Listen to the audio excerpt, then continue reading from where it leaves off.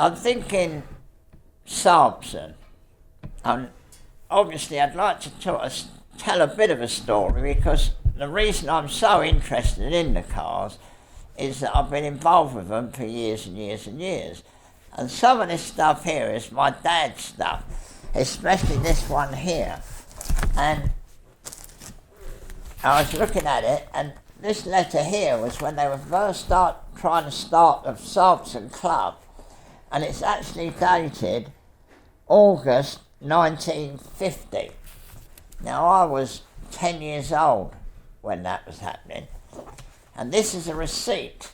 This is a receipt for our first Salmson, and it was £55, and we bought it from the East Coast Motor Company. And I remember going with my dad, having a test ride up the road, and actually buying it. It was all right, but it had the back half of the body chopped off, and it had been quite modified. And when we got it home, we decided we'd take it to pieces and, you know, make it roadworthy. So we didn't restore it, we just made it roadworthy. And so, obviously, this was the first car that I'd ever worked on with my dad, and I was 10 years old. I can remember crawling in the tow and holding the block against the side of the tow so my dad could nail the panel on from the other side, and various things like that. And we used the car every day. In fact, my dad used to take me to school in it, and old cars weren't really the fashion in them days, and people used to say, "What's that funny old car?"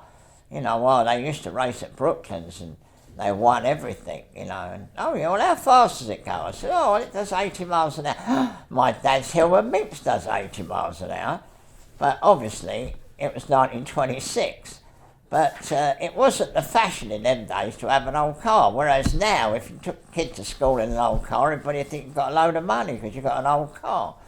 But we just loved the cars. My dad obviously had worked on them at Brooklands and raced in them and everything with George Newman.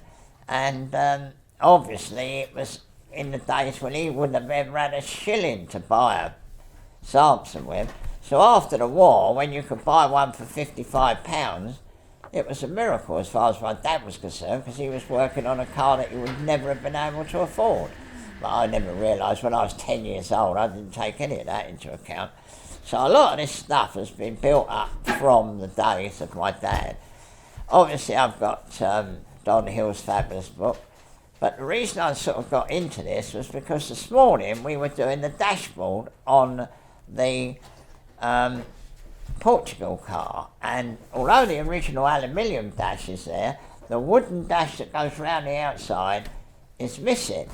So I knew there were some pictures in amongst this stuff of one with an original dash.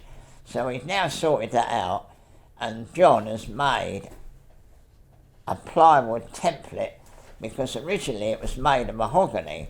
Now, mahogany is impossible now. I didn't even realise. I went to Jewson's and said, "We want a bit of mahogany." He said, "Oh, you can't sell mahogany, it's illegal." So I didn't even know that. But luckily, in amongst all my old junk, which I'm always going on about, I found a great big lump of mahogany. So I'm hoping to take it back to the yard and perhaps get the bloke to slit it down and make us a thin panel that we can make the dashboard out of.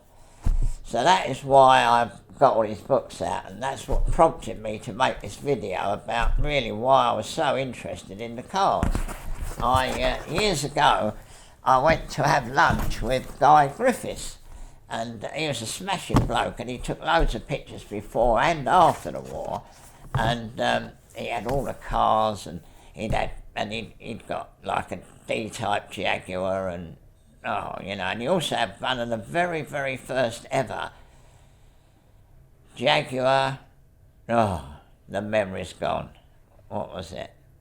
XJ6. I think it was number 3 or something like that. Anyway, we've got it going for him. But anyway, so he says to me, "Well, what have you got to do with these old cars?" So I said, "Oh, well, my dad, Vic Dutton, raced with George Newman." And he walked over to his, what they call it, filing cabinet, opened it up, went through it, and came up with this picture, which I was very impressed, because I've never ever seen this picture I've seen this picture, which my mum got from the paper, because the paper took a picture. They'd just done something. I don't know whether they've won something. But anyway, this was in my dad's day. This is a really old picture. You know, I can't read the back, but it's very old. But Guy Griffiths came up with this picture, which I'd never seen before, and you can see my dad's face, and my dad is actually smiling, which is quite good.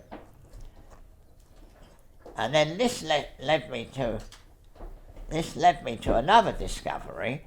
In one of these books, picture of somebody working on a Salmson in the day at Brooklands.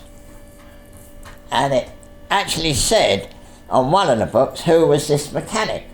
Well, if you look at the pictures of my dad, that was my dad. Because you can see the similar features of his face and everything. So that was something I'd never realised before.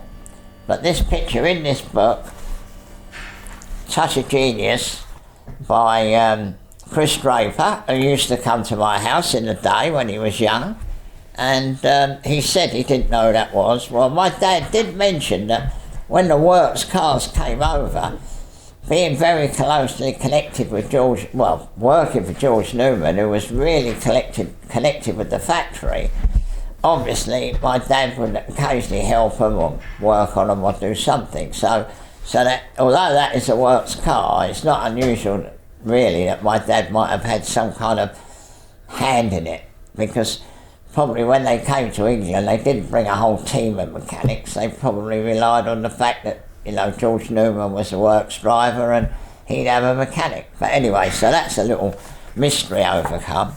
And I remember the man, it had a 4 pushrod engine, and he was only a young bloke. I think he was a student almost. Anyway, he come to our house and said to my dad he'd like to fit a twin cam, and we had loads of bits, and my dad sold him a whole load of bits that really, to be honest, just looked like a load of junk to me as a kid. But anyway, the bloke went away and he rebuilt it into an engine, and the next time we saw him, he was in the car and the 4 pushrod engine was not in the car and the twin cam engine was. So that's a little mystery that I must talk to the man who writes the Salmson Bulletin, and he can sort that little mystery out. But there we are. So now you know why I'm so mad about Salmsons, and I'd love to get my car going. And the car from Portugal is such an original car, we're going to make a really good job of it. The other little car which we built up to do trials, that's going good, but there's still a few bit of perfecting, but I'm hoping by next winter we will we'll have that going nicely and we can go and do the odd trial. And hopefully we might be able to take a camera person with us to make some film.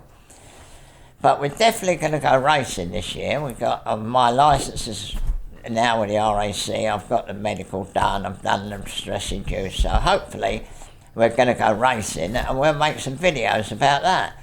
Timothy seems quite keen to get the Capri out, which we've had for 40 years, and get that going and do a few races in the Capri. So that's another project which I think we're going to make a lot of film about.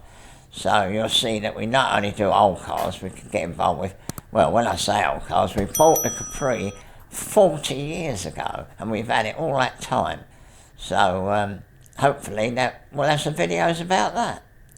Anyway, that's it really. Back to the grindstone. And don't forget to subscribe. It don't cost you a shilling.